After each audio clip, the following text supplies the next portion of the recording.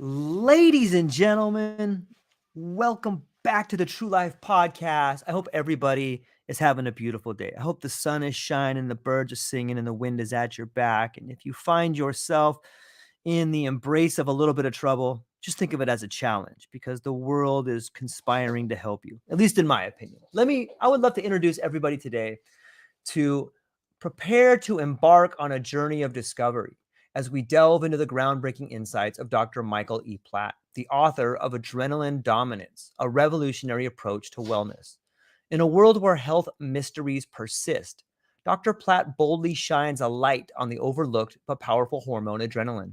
This hormone, often relegated to the shadows, holds the key to understanding an array of seemingly incurable conditions, from ADHD to fibromyalgia and depression and more. Dr. Platt's work not only unravels the enigma surrounding excess adrenaline, but also offers a transformative natural protocol that has the potential to reshape how we approach healthcare. Today, we have the privilege of exploring this paradigm shifting perspective with Dr. Michael E. Platt, a board certified internist and pioneer in natural hormone replacement. Dr. Platt, thank you for being here today.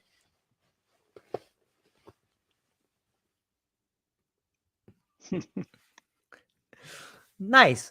Well, I guess if I come right out of the gates, maybe you could explain to us what influenced you to write this book. Wow. well, well, first of all, I got enamored with hormones. And this happened after my mother died of breast cancer. And right after she died, I realized that I had inherited her hormones. Men and women had the identical hormones, different levels, but same hormones. And I realized that she had little progesterone because she had breast cancer, because she had a belly on her. And at that time, I used to have to slap my face when I was driving, trying to keep my eyes open. And this was a low blood sugar, so I knew I was overproducing insulin. So I started using progesterone to see if, anyway, ever since I started using progesterone cream, I never got sleepy in a car again. So I got intrigued with hormones, learned as much as I could, opened up a hormone clinic in 1995. And I had I guess, the fortunate situation where I could sit down and talk to somebody for 2 hours. That you learn about medicine talking to people. And I realized after I talked to a number of patients, they all had a lot of the same complaints. And these complaints, the only thing that could have been causing them was increased adrenaline. And nowhere in my readings did I ever read about adrenaline. But over the years, what I've realized is that excess adrenaline is the underlying cause of many conditions actually felt to be incurable. For example, ADHD. I believe that my book is the only book that even talks about ADHD and adrenaline. But in order to eliminate, if you have a condition that you want to eliminate, you have to treat the cause. So, needless to say, when you treat the reason why somebody's putting out a lot of adrenaline, you could actually eliminate ADHD, chronic interstitial cystitis, PMDD. All these conditions felt to be incurable. So I decided to write a book and about adrenaline because I couldn't find any books on adrenaline. And I think that the public has the right to know.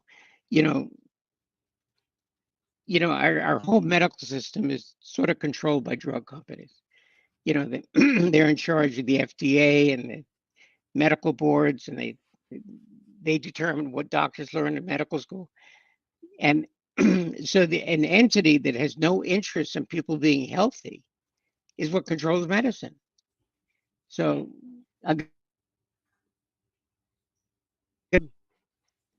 but anyways, so we'll talk about adrenaline, and I think people will find it interesting. Yeah, that is fascinating. And I'm glad you brought up that point about who really owns the medical system. And if there's not a whole lot of profit in there, then maybe they're not as interested in what in how they should be. Well, basically the medical treatment of too much adrenaline is progesterone, and that's a natural product. And drug companies cannot patent natural products. They have no interest in it. Um, What so what what do you think is causing this over production of adrenaline? Is it something that happens in everybody, or is there symptoms to it, or is it lifestyle? I can tell you pretty definitively that if somebody does have excess adrenaline, uh, one or both parents had excess adrenaline. It's always genetic, always. So if you have a child with ADHD, that means one or both parents have ADHD. Uh, just want to let you know that. Yeah, it's interesting. We don't hear about this kind of stuff in the modern literature, and it's interesting. When I think of adrenaline, I'm often reminded of the fight or flight response. How does this Exactly. right, how Yeah. does this survival mechanism manifest in our modern lives, and how can it impact our daily behavior and decision making? Well, fight or flight is one of the reasons why the body puts out adrenaline, but that's actually a very rare reason. Uh, of adrenaline is to make sure the brain has enough glucose, sugar, and because the brain can't operate without it.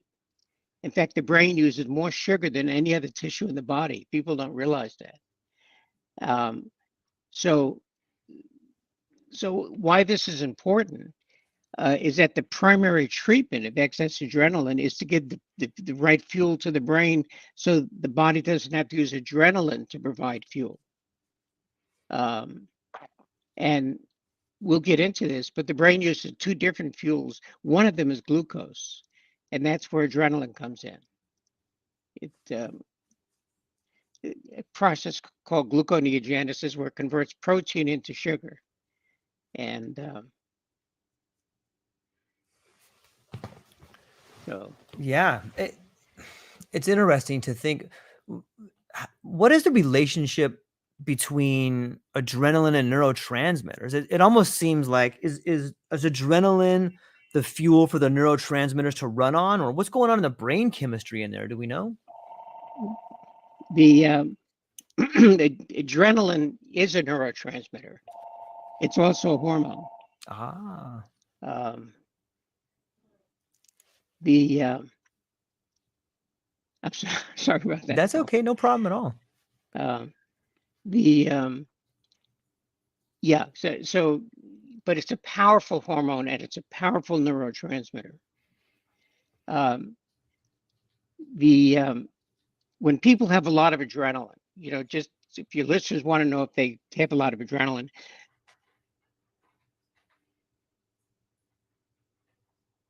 grind their teeth, that's adrenaline. Mhm. People that very often get up to urinate, especially around 2:30 in the morning when adrenaline peaks, um, is another symptom. But when people have a lot of adrenaline, they're quick to anger because adrenaline is an anger hormone. That's where road rage comes from. And you can actually get rid of road rage in 24 hours just by lowering adrenaline. Um, the but also when people have a lot of adrenaline, they may find that they carry a lot of tension in the back of their neck, and this can cause tinnitus, ringing the ears, and it can cause um, severe headaches. There's a headache called occipital neuritis, causes excruciating headaches 100% of the time for migraines. Now, this is not a migraine headache, and this is an easy headache to get rid of. Um, Migraines, not so much.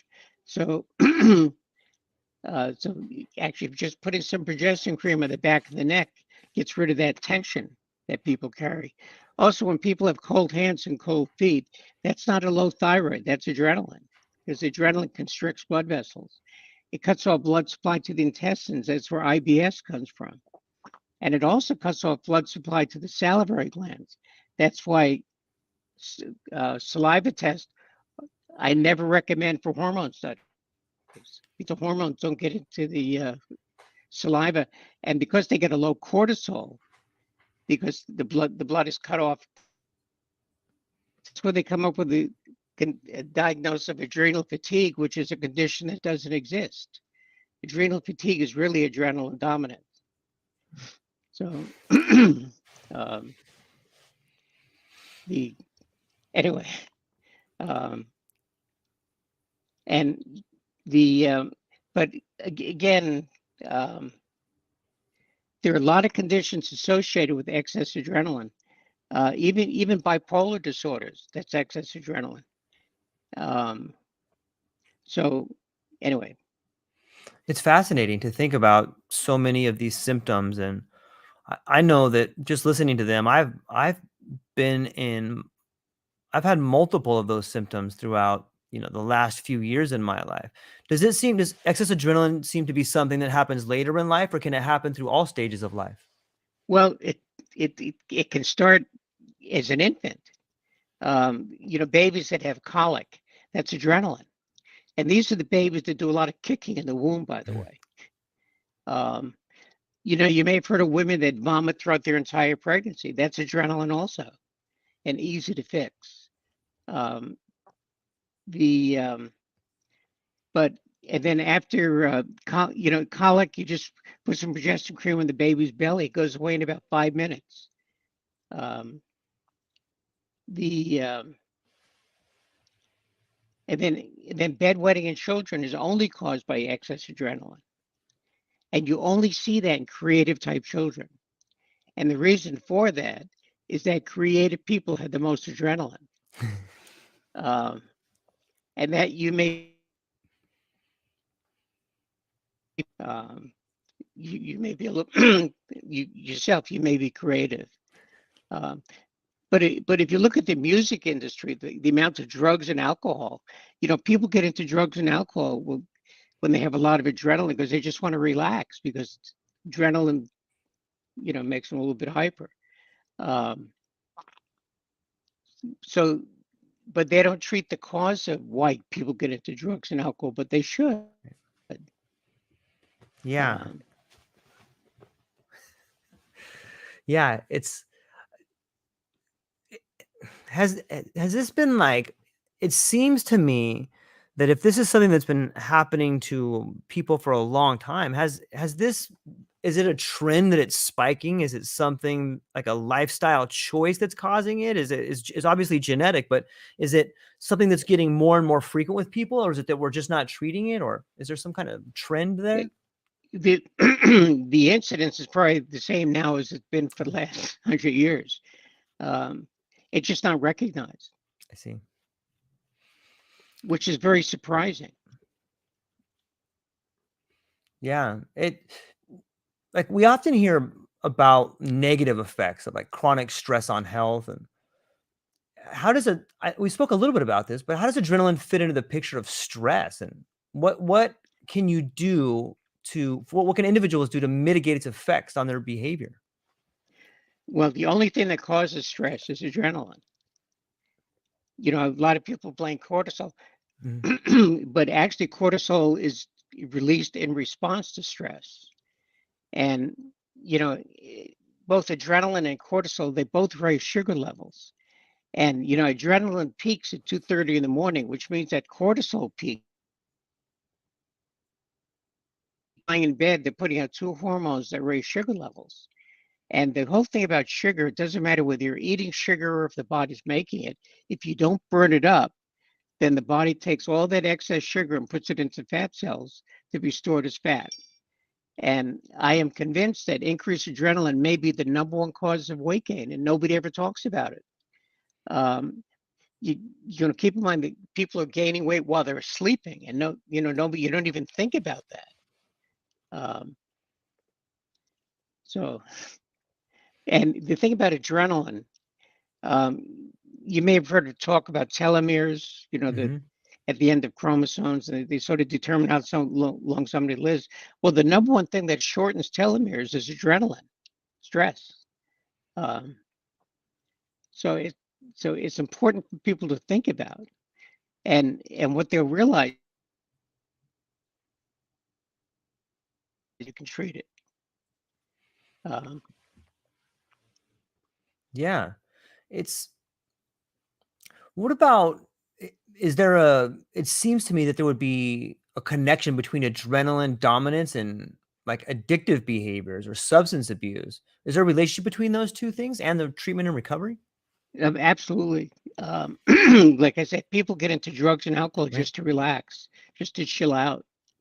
And so just by reducing adrenaline, you you can eliminate their need to get into drugs and alcohol. Um, people go to anger management class, and which does nothing. But anger management class could teach people how to reduce adrenaline. Like I said, you can get rid of road rage in 24 hours. It's gone.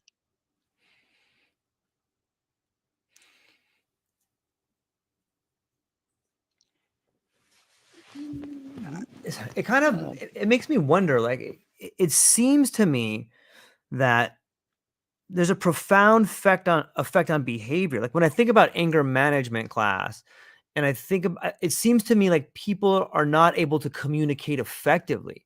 Is adrenaline having something to do there? Does it block the way in which we can think in a clear level? I guess stress does that too. Well, uh, ADHD, Okay.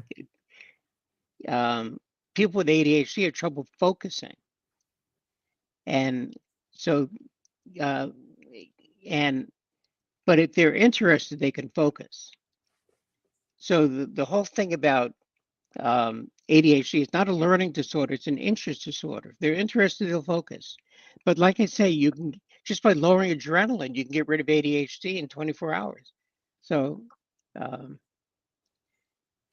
it's very rewarding to get people well. I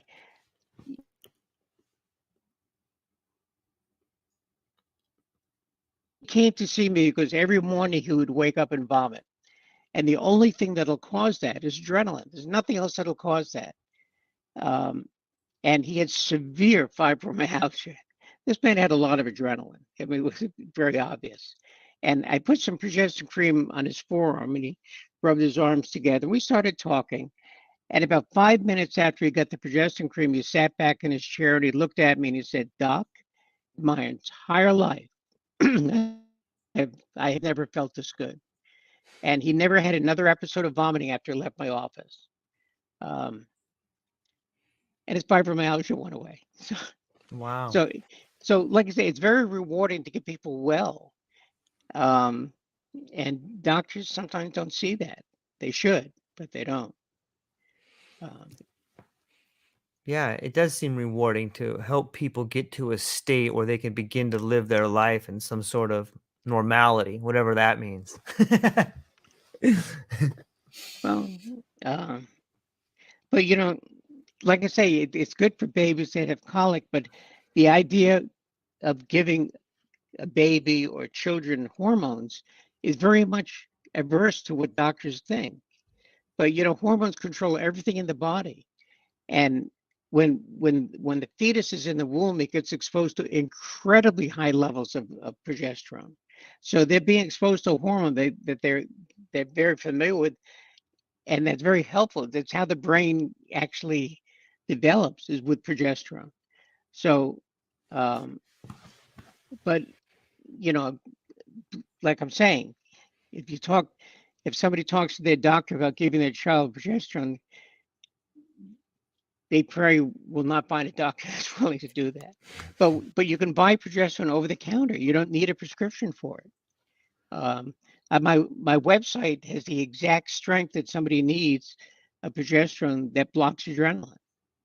Um, or they can get a prescription for it and get it at a compounded pharmacy, but that's more expensive. Um, so the thing about progesterone, um, not only does it block adrenaline, it also blocks insulin. Remember, I mentioned that I never get sleepy in a car anymore because I don't get hypoglycemic. Um, so it blocks insulin and adrenaline, but it's not even known for these. The only thing that progesterone is known for is to block estrogen, which is also a toxic hormone. So it blocks the three most toxic hormones in the body, progesterone. And you don't hear about progesterone. And now doctors are giving prescriptions for oral progesterone. And they don't realize that oral progesterone converts into a different hormone called allopregnanolone. It's not progesterone. And people should be made aware of this. And they should also know that progesterone is good for dogs. Uh, dogs that have separation anxiety. A lot of people have anxiety, and the only thing that causes anxiety is adrenaline. And so when dogs have separation anxiety, it's because of adrenaline. So you put some progesterone cream inside their ear, and in about 1 minute, the separation anxiety is gone. So again, you don't hear about this, but I'm just saying. Yeah. Sometimes I read somewhere that adrenaline is portrayed as like a double-edged sword in terms of brain function. How can the brain harness the positive aspects of adrenaline while mitigating its potential harmful effects? These are rabbinical questions. But the thing about adrenaline is what gives people intelligence. And it's also the hormone or neurotransmitter that's responsible for creativity. And that's why creative people have so much adrenaline. Um, and but you can control it, you can manage it, by again using progesterone cream and eating correctly. Eating correctly is more important than the cream is. And by eating correctly, the brain uses two different fuels. One is glucose, that's the type of sugar that it uses, and the best source of glucose comes from vegetables, because they don't produce a lot of insulin. And then the other fuel, which is even more important, are ketogenic diet. Um, you can get ketones directly from coconut oil or something called MCT oil, which comes from coconut oil. So there are ways of providing fuel to the brain that are not that difficult. And MCT oil has no flavor, so you can add it to anything. Um, so. Does it is testosterone produced through your body at the same amount throughout each day? Like, and using progesterone, would that change how much your adrenaline makes? Like, is there any issue with changing the amount of adrenaline your body makes, or will it just naturally align to what it should be? Okay, it's an interesting question. There's no such thing as a progesterone stimulating hormone. So Okay. by using progesterone, you're not testosterone is, um, you can affect testosterone levels with testosterone, but not progesterone levels with progesterone. Um, there's really very little downside to the use of progesterone. Um, the one downside, you're familiar with type 1 and type 2 diabetes? Yeah. You familiar with type 3 diabetes? No. Yeah, just the other name for it is insulin resistance in the Okay. brain. And it's a precursor to Alzheimer's. So in fact, you may have heard that coconut oil can reverse Alzheimer's. Um, so if somebody has type 3 diabetes or insulin resistance in the brain and they use progesterone, they go. Um, in fact, it's really a test for type 3 diabetes, which they don't have. They don't know of a test, but if you give somebody progesterone and they get a rapid increase, palpitations, tension, whatever, then they've got insulin resistance. And the whole thing about Alzheimer's is it's really a disease of prevention. And so if you know you're predisposed to Alzheimer's, then you start doing a lot of coconut oil and MCT oil. Um, so. Yeah.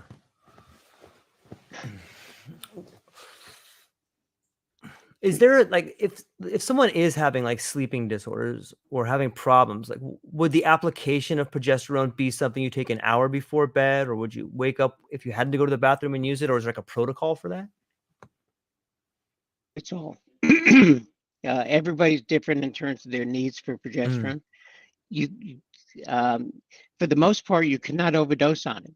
You could use it up to 30 times a day. You're not going to overdose on it.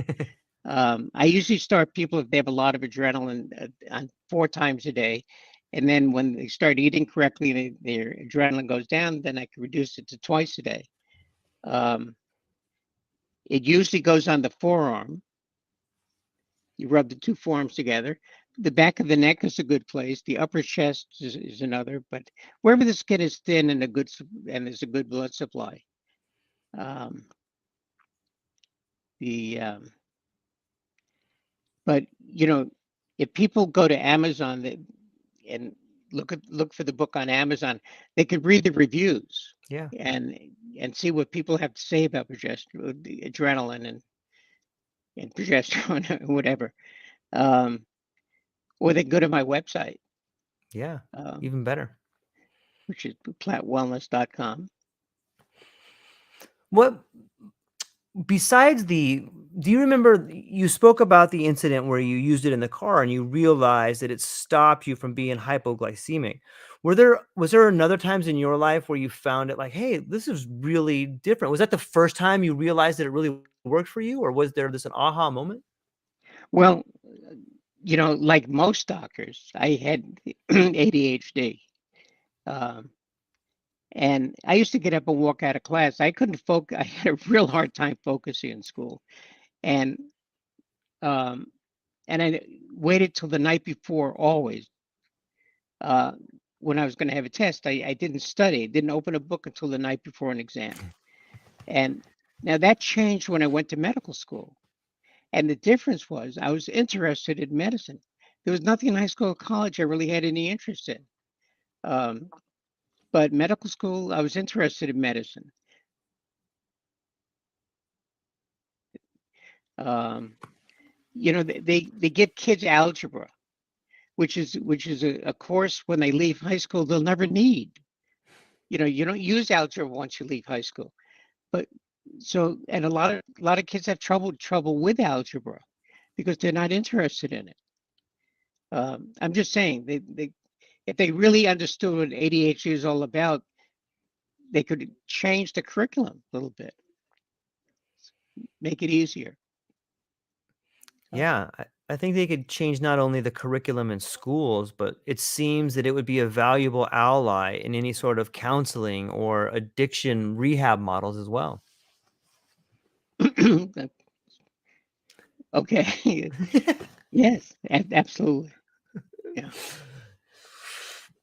What about Um, beyond? I'm sorry. Go ahead. no, no, no, no. What I, about what? I was gonna I was gonna say beyond physical health, like how does it work on anxiety and depression? Like a lot of the times we'll see people that have anxiety and Well, depression, and when maybe you talk yeah, about again, we're going to come back to this. yeah, Treating the cause of illness. right, So, there are basically two different types of depression. Um, but one of the most common types of depression is caused by internalization of anger. mm, Um, and and remember, adrenaline is an anger hormone. So you can actually eliminate that type of depression just by reducing adrenaline. Um, the I don't know if I answered your question, but um, it you know they advertise a thing called an overactive bladder, and they have all sorts of drugs for this. But the only thing that causes an overactive bladder is adrenaline. There's nothing else that causes it. So wouldn't it be better just to lower adrenaline, get rid of it? I'm just saying that. Um, so yeah, I agree. It seems to me that a lot of modern medicine takes this approach of covering up symptoms instead of addressing the problem. Well, they treat the symptoms. They Mm, don't, but they don't treat the cause of what makes the symptoms. Um, yeah. I'd like I, to apologize to everybody for our medical system. Just I think it's getting better though. I think that people like yourself and a lot of people out there are really going out of their way to begin to see the root cause of the problems and understand that masking a symptom will never solve the real issue. well, they have a specialty called functional medicine, and functional medicine is supposed to approach the causation of illness. But I tried to get some schools that teach functional medicine interested in adrenaline. They had no interest. Um, so I'm not. So I think I think still have a long way to go, Hmm. but they're trying. But there's so many blockades. To, Yeah. uh, Yeah. It's interesting to think about the world we live in and how much if you could just change the hormone, if you could just get people to lower their adrenaline on some level, and it's actually helping people with all these different things, it could be a real game changer for mental health, for wellness. Is that what you're seeing in some of the patients that come to you? well, um, I change people's lives, where I have, um, and like I say, it's very rewarding to get somebody better again. Um, but even there's a lot of interest in autism, Hmm. and kids with autism have incredibly high levels of adrenaline, and they do wonderfully just by lowering adrenaline and using progesterone cream.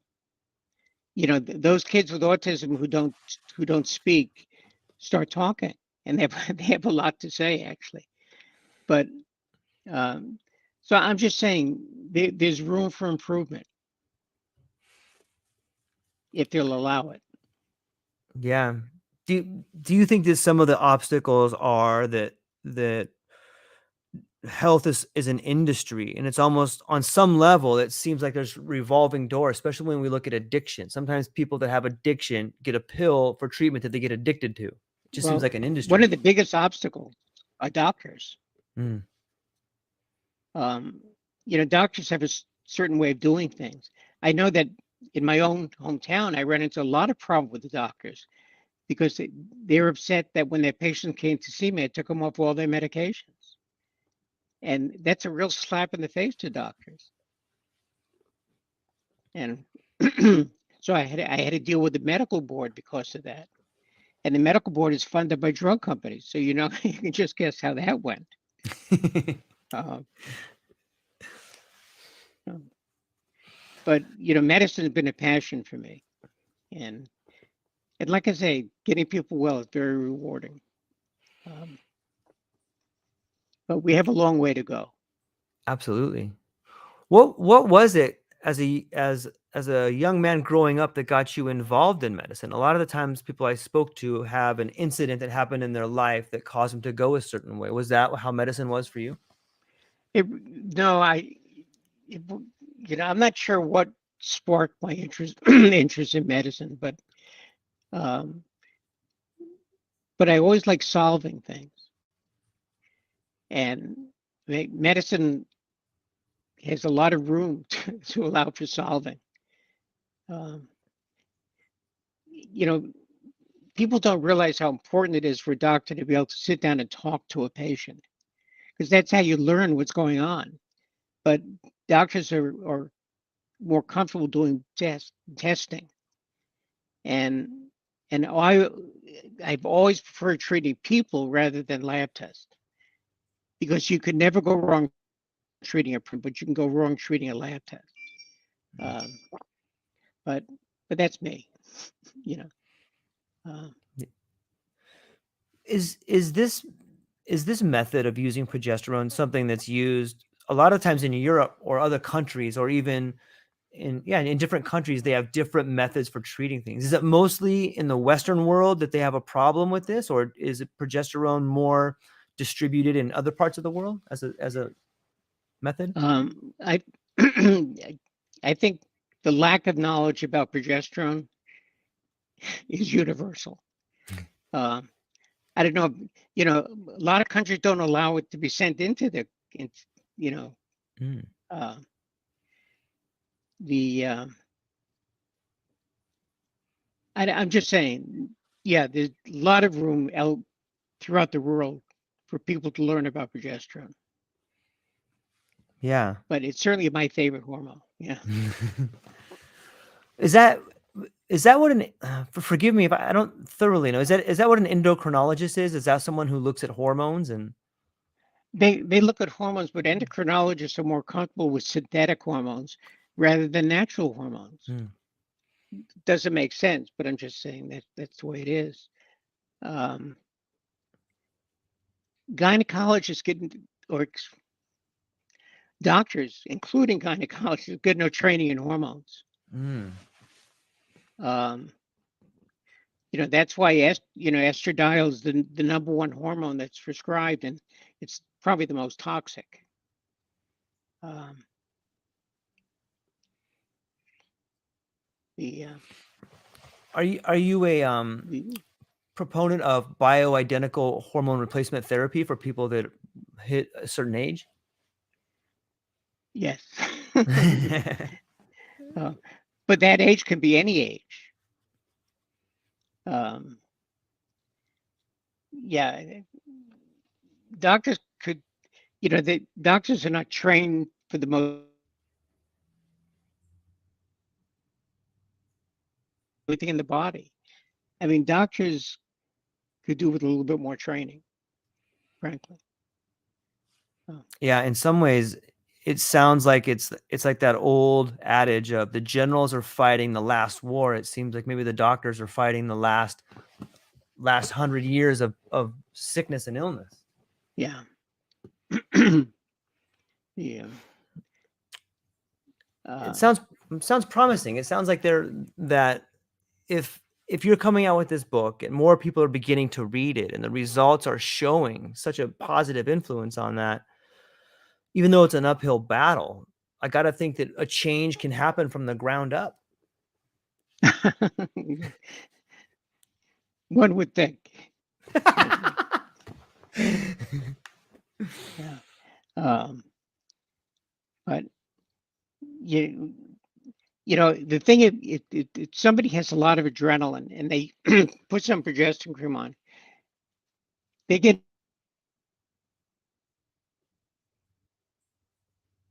notice they're able to focus better.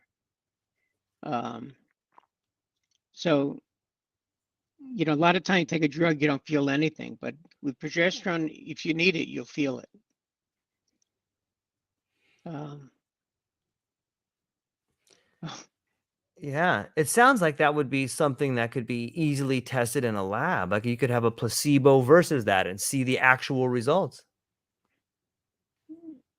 well, you could, but you don't need to test for progesterone because most people are low in it. They're low in Mhm. progesterone. Um, let, in my book, I talk about the Yeah. good, the bad, and the ugly. Okay. And the only condition I put in the good category is ADHD. And the reason for that is that the most intelligent, successful, creative people in the world have ADHD. So I say to myself, how bad can it be? Um, but and I mentioned that creative people have the most adrenaline. Now, how does somebody know if they're creative? Right? Well, creative people are very intuitive about other people. They can pick up good energy and bad energy from people. They have premonitions. They have deja vu type feelings. When the phone rings, they'll either know who it is before they answer, or they'll say, "I was just thinking about you." They'll also notice that animals will be very attracted to them. Animals can feel the energy that all that increased adrenaline is putting out, and they're very attracted to it. So are creative children will be attracted to them also. Um, the But it's important for creative people to realize they've got a lot of adrenaline. So if they're, very often they're fighting weight because they're putting out a lot of adrenaline, and they have some anger issues, but it's real easy to treat. So What do you think it is on another person that can pick up that energy? Is it like a pheromone or something like that they're like, wow, I can feel this person's testosterone? it's an interesting question. It's just that creative people can pick up other creative type people. These are the healers, the people, or some people say that people come up to them they don't even know and talk to them about their problem. I'm just saying that they have a certain energy that, and whether it's pheromones or who knows, it's something Yeah. that's drawing people in. Yeah. Yeah, I agree with all of that. It's interesting to me too. What about vision? We talked a little bit about the fight or flight, and sometimes your pupils narrow or they take more light in. Is that something that can be harnessed to help with adrenaline? Because maybe like a pilot or someone that wants to hit a fastball, maybe they want to have more adrenaline in there. Could they take progesterone like an hour before or an hour later? Or Well, athletes, yeah, professional athletes have a lot of adrenaline. People in law enforcement, yeah. people in the military, and they use adrenaline as the fight or flight. There are certain conditions like Lyme disease that put the body into a fight or flight pattern. And these people have a lot of adrenaline also, a lot of symptoms of Lyme disease, increased adrenaline. This long COVID that they talk about, these people have a lot of symptoms of increased adrenaline. I haven't dealt with these people. I haven't seen them, but I read about them. But they sound like can be helped by lowering adrenaline. It makes me wonder about autoimmune diseases when the body's just attacking itself. Is that something that has to do with adrenaline too? No, but it's good to be aware of that. Um, you know, multiple sclerosis is a autoimmune disease, and they use something called low dose naltrexone. Are you familiar with that? LDN. I'm not. Yeah. It's a drug that has no side effects, and should be used in people with. But the thing about MS is a demyelinating condition, and the number one instrument, if you will, that increases myelin is progesterone. It stimulates the production of myelin. So you would think that automatically people with MS would be put on progesterone. But as it is, most people and most doctors think that progesterone is a woman's hormone. Men actually stop making progesterone around the age of 50. And it's after the age of 50 that men start getting prostate cancer because they no longer can block estradiol, and they start putting on weight around the middle because they can't block insulin. So it's an important hormone that nobody ever talks about. Not a Yeah. perfect world. Is there like a certain supplemental amount, like on a cream that someone over 50 would use, or it would just depend on body and weight, or? The strength of progesterone is the important thing. Okay. And and progesterone comes in different strengths. What I recommend is a 5% progesterone. That means that each pump is 50 milligrams. And that's the exact strength you need to block adrenaline. They have higher strengths, they have lower strengths, but 5% is the ideal strength. Um, and what is the we spoke about like a dog, you could put it in its ear and you can see the separation anxiety. Does that particular is it a day or 2 days in someone who obviously it probably depends on the malady or the problem they have, but people can start seeing results in up to like 24 hours. Is that accurate? or or less, Or less? or Wow. less. Yeah. Does it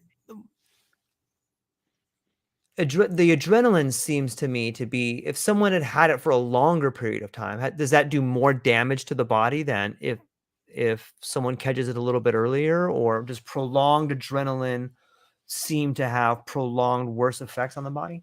People that have a lot of adrenaline Mhm. is it's a lifelong thing. Mm. Um, and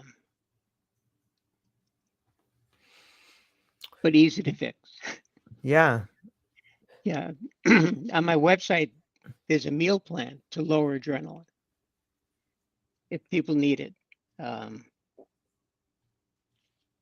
so What about stacking it with like other herbs like turmeric, or is there things that work synonymous with it, with progesterone or lowering adrenaline?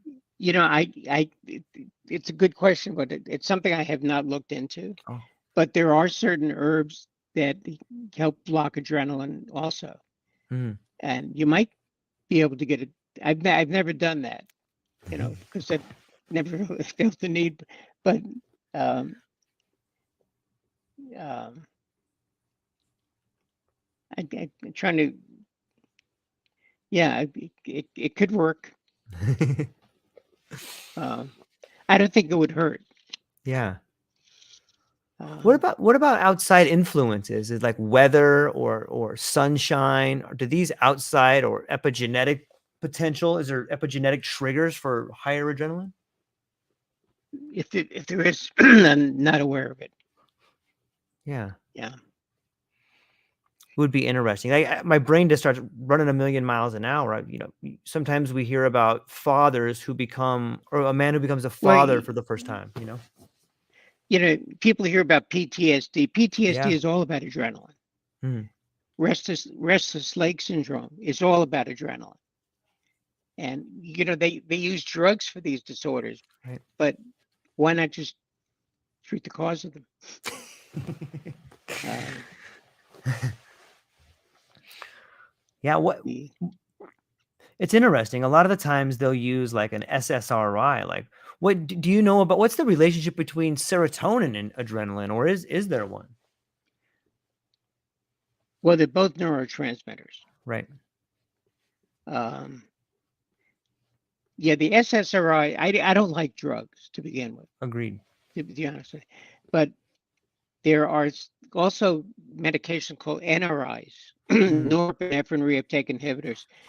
Um, and what people should realize is that these increase adrenaline. It's like Ritalin and mhm. Adderall and Strattera. D. They're pure adrenaline. That's why sudden death is one of the side effects of these drugs, which is acceptable to the medical community. But anyway, um, so the but here you have somebody with ADHD who's got a lot of adrenaline to begin with, takes a drug that increases their adrenaline, and what that does, it numbs their brain, Mm. which is why a lot of people don't like these drugs. Um, so what I recommend is lowering adrenaline rather than increasing it. Um, that's me. Yeah, it's interesting to me. When you were writing this book, was there a certain chapter, or was there something that you learned writing this book that you didn't know before you started writing it?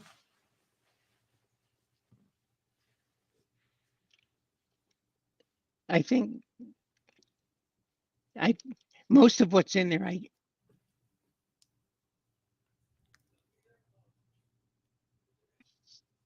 Yeah, the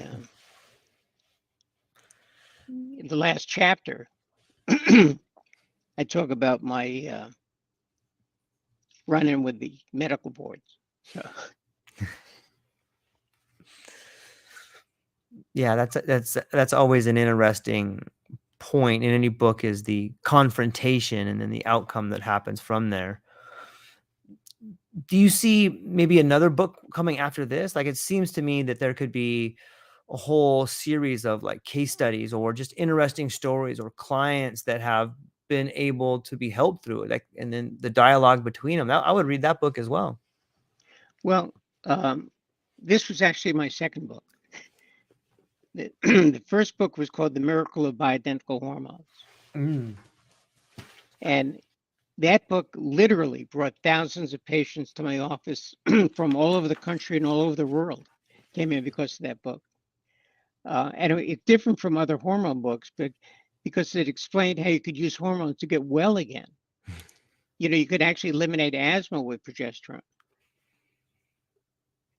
You know, some women, if they cough or sneeze, they lose urine, and you can get rid of that in 3 days um, if they treat it correctly. Um, so yeah, so it teaches, it talks about the thyroid, and you know. Yeah, it's fascinating. Dr. Michael Platt, I'm so thankful for your time today. And I think we just kind of scratched the surface of it. I I can't. I have almost every one of those symptoms, from like tingling fingers or numbing fingers to like ADHD. Like, I have a bunch. So I'm excited to first off get to talk to you and ask you these questions. Number one, number two, to get the book. And everybody should go into the show notes and check out the book Adrenaline Dominance: A Revolutionary Approach to Wellness by Dr. Michael E. Platt. I think that anybody who finds themselves looking for answers would do well by reading this book and looking into the research and reaching out to Dr. Michael Platt himself and seeing his research out there. It's really a transformative time. And many of us know people who have been affected by the medical system and are looking for answers to help heal our own wounds. But before I let you go, Dr. Platt, where can people find you? What do you have coming up and what are you excited about? Well, I'm actually recently retired, um, but I'm still available to answer questions. Um, the I think I may write another book. I wrote a manual called the Platt Protocol for Hormone Balancing, and it's for doctors. Teach them how to do hormones, um, and that's available on my website. Uh, but yeah, I'll find something to do. I'm not worried. Yeah. Yeah, it sounds like it can be very helpful to relationships and the way we see ourselves. That's another point too, is sometimes changing the way we think about things can fundamentally change the way we model reality. It sounds like hormones are a big part of that.